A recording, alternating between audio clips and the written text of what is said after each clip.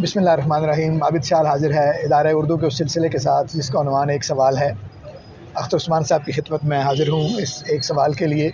और सर, आज का सवाल जो है वो उर्दू ज़ुबान के बारे में है। उर्दू ज़ुबान के बारे में या उर्दू अपनी जो है उसके बारे में जिसको ज़रा कम आती है तो वो कहता है कि मेरी उर्दू कमज़ोर है, और बाज़ लोग फ़ैशन से भी कहते हैं जी, बाज़ दूसरों के बारे में भी कहते हैं कि तुम्हारी उर्दू कमज़ोर है जी।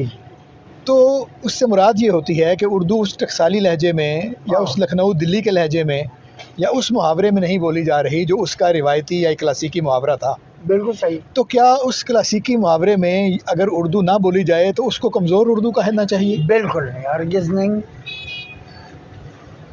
उस एहतराम के साथ रिवायत के जो लखनऊ और दिल्ली का है, जी हाँ, उस एहतराम के साथ हमारी जो उर्दू है वो एक्सटेंडेड वर्जन है। बिल्कुल ठीक है। चाहे वो केपी की है, चाहे वो सिंध की है, चाहे बलूचिस्तान की है, चाहे गिलगित की है, चाहे पंजाब की है, चाहे कश्मीर की। जी। तो हमने तो, मेरा ख्याल है कि ज़बान को जो शायर दिए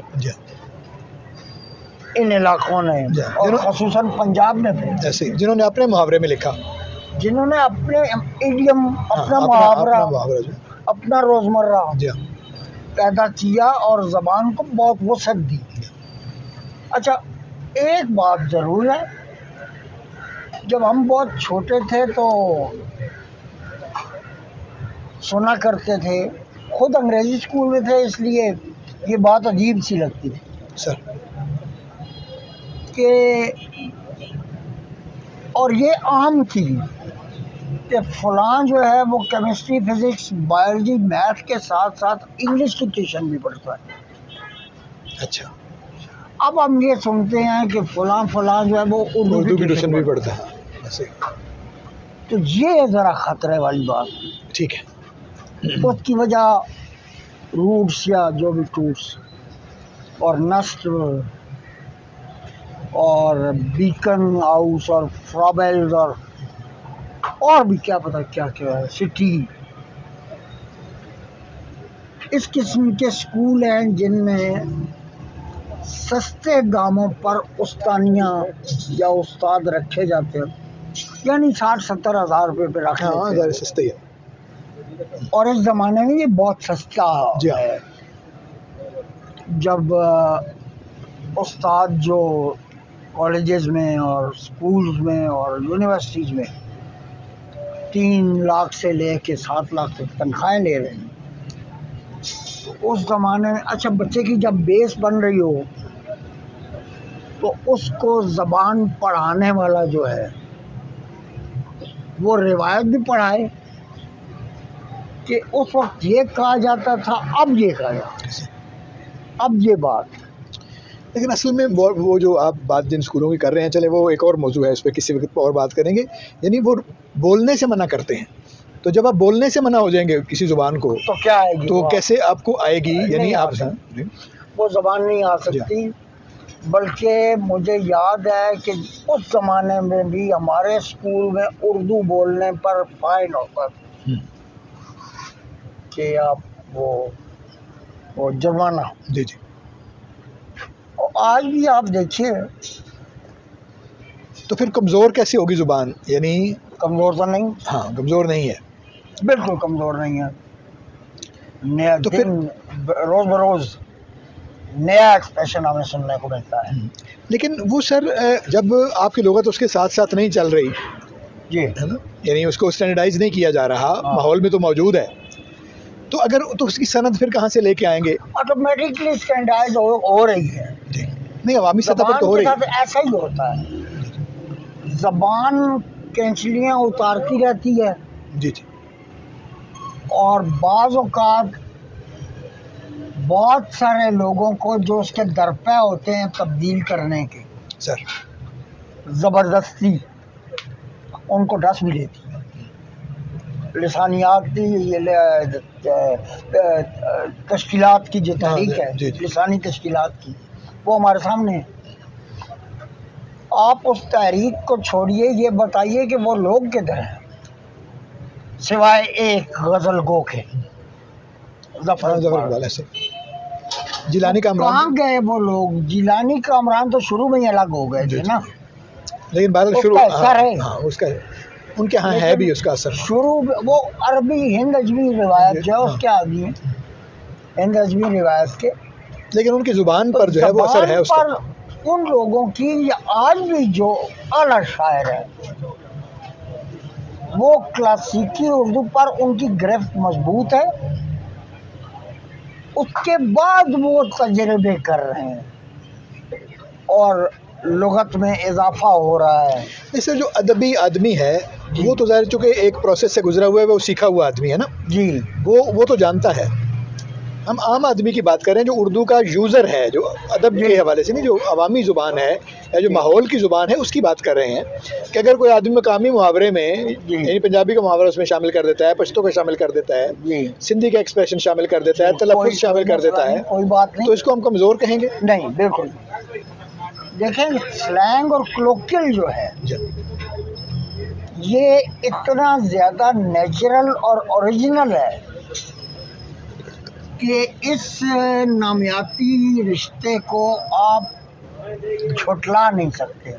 बहुत ऑर्गेनिक है ये। मैं ये कहता हूँ कि हमारे लिखने वालों को आम आदमी की ज़बान जो है उससे इस्तिफादा करना चाहिए, उसे शायराना मकाम पे फाइज करना चाहिए, बालिदा करना चाहिए। मेरे साहब ने खुद कहा है कि मेरी शायरी दिल्ली मस्जिद की सीढ़ियों वाली ज़बान की शायरी। अब उनका मतलब ये नहीं था कि ये वो ज़बान है, वो ये कहना चाहते थे कि मैं अपनी ज़बान का रॉ मटेरियल जो है, खाम माल जो है वो वहाँ से अवामी ज़ुबान से उठाता हूँ। ठीक है।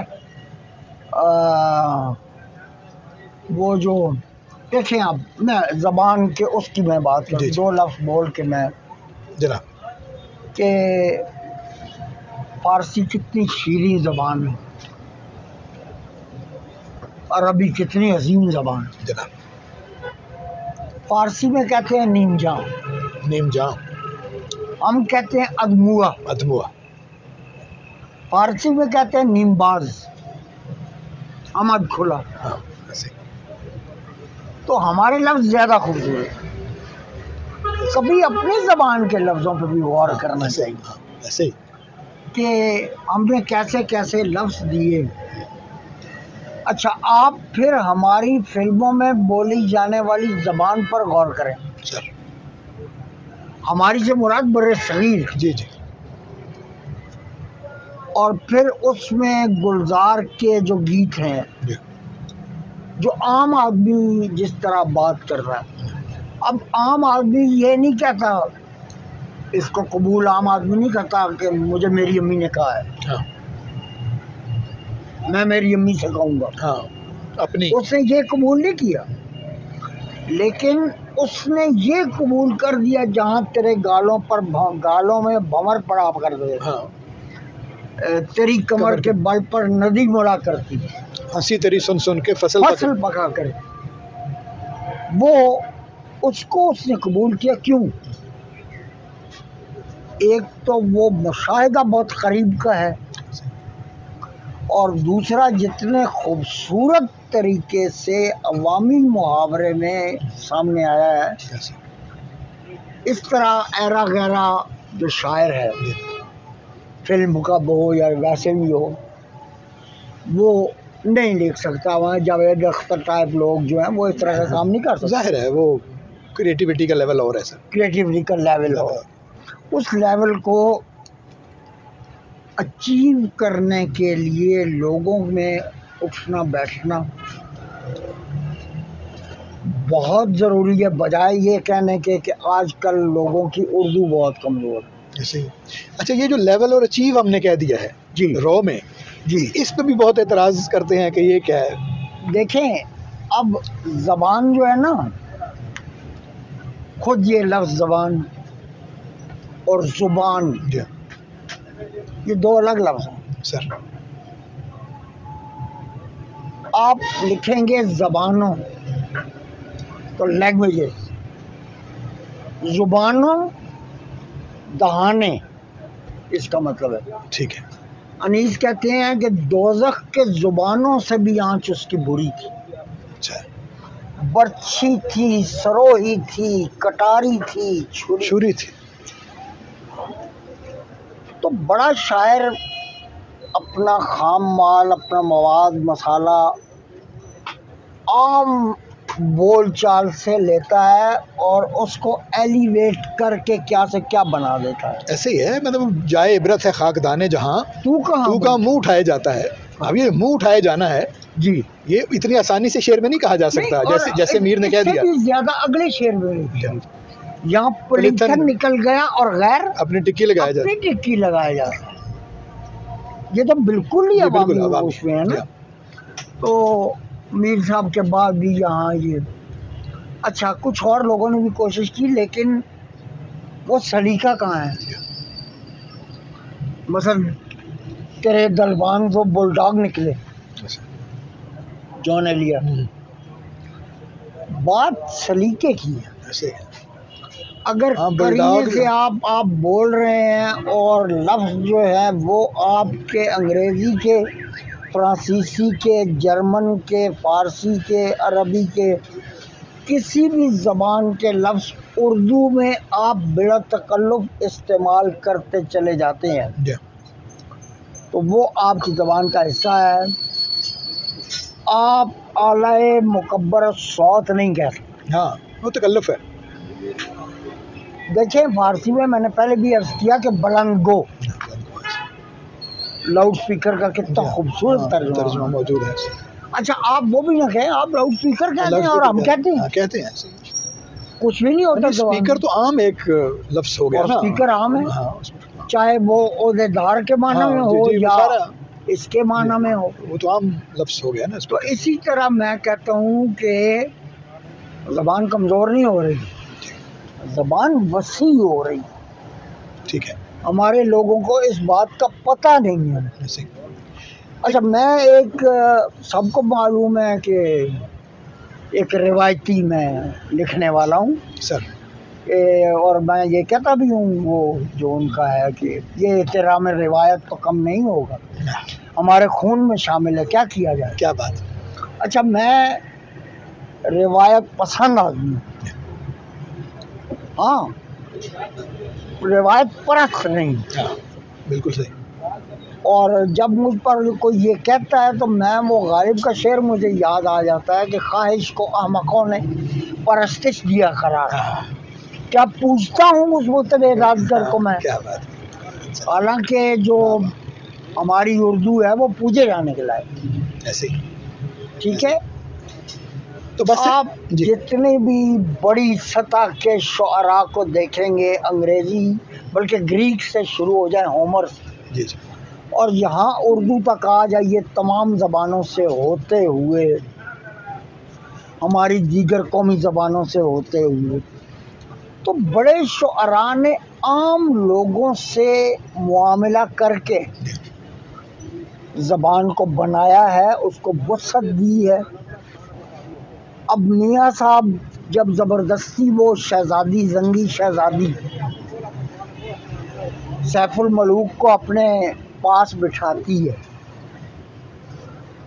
तो मियाँ साहब कहते हैं कि आप भी नेड़े टोक के बैठी चन्नू गिरे लाए। अच्छा, वाह वाह वाह, क्या इमेज है, वाह। अच्छा, तो मतलब बड़ा शायर जो है वो उसको एक ही बड़े ख्याल को, बाज़ों का दो बड़े शायर एक ही वक्त में या थोड़ा सा आगे पीछे शेयर कर रहे होते हैं उस आफाकी ख्याल जनाब।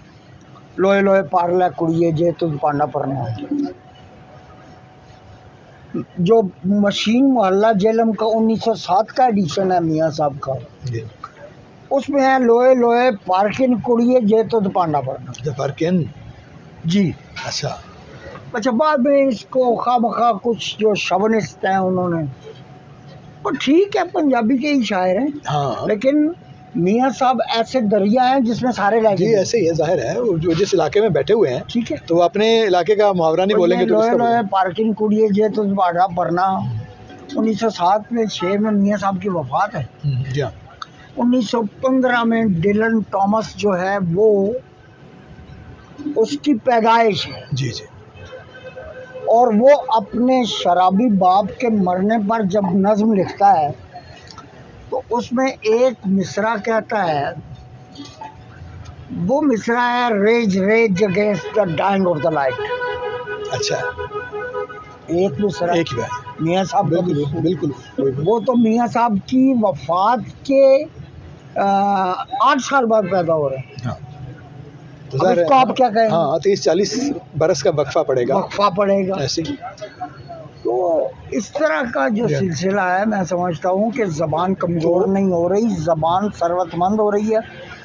हमारे बाज़ तख्लीकी लोगों को या हमारे बाज़ सोचने वालों को या मुफक्किरीन को समझ नहीं आ रही कि ज़बान। तो क्या ये रिकमेंड हम कर सकते हैं कि एक तो ये है कि जिस तरह से लोग बोल रहे हैं जी, उनको बार बार टोकने की बजाय कि आप गलत बोल रहे हैं, कमज़ोर बोल रहे हैं, ये कर रहे हैं, उनको बोलने देना चाहिए। और जो हमारा स्टैंडर्डाइजेशन वाला प्रोसेस है उसको ज़ुबान के पीछे पीछे चलते हुए असनाद जो हैं उनको जमा करते चले जाना चाहिए, ताकि सर लोग असल में ना डर लगता है ना, मतलब मैं बोल रहा हूँ, आप बोल रहे हैं जी, लेकिन जब वो कहता है कि ये कमज़ोर है तो हमारे पास पीछे दलील नहीं है कि उसको लुगत का सहारा होता है ना जी, जो रेफरेंस होता है उसका सहारा होता है। इसमें बड़ा अच्छा लतीफ़ा है जो उन्होंने ना हमारे अपने जो हैं मोहम्मद हुसैन आज़ाद जी जी, उन्होंने लिखा कि नासिक के पास एक शख्स गया और उसने कहा कि मैंने यूं लिखा है और उस्ताद यूं कहता है। तो नासिक ने कहा कि उस्ताद ठीक कहता है। उसने फिर कहा कि लुगत में वो यूं है जैसे मैंने कहा है। तो नासिक ने फिर कहा कि उस्ताद ठीक कहते हैं। और जब उसने थोड़ी सी तकरार करना चाहिए तो उसको मारने के लिए दौड़े और वो भाग गया। हाँ, कि तू हमें किताब का बताता है, हम खुद किताब पढ़ रहे हैं। ऐसे ही है, ज़ाहिर उस्ताद जो है उसकी फ़ौक़ियत है किताब पर। बेशक बेशक।